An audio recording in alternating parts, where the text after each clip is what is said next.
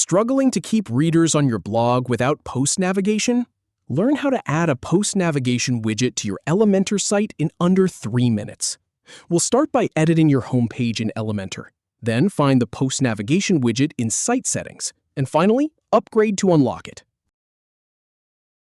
First, let's navigate to your pages and open Home with Elementor to get started. Now, click on Site. Then, click on Site again.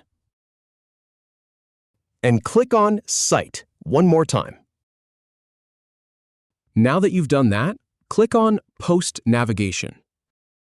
Then, click on the option that says Use Post Navigation Widget and dozens more pro features to extend your toolbox and build sites faster and better. Finally, click on Upgrade Now. Then click Upgrade Now once more, and you're all done. If you have any feedback or if any info is inaccurate, please leave a comment below. We'll do our best to answer or redo the video if needed. Thanks for watching.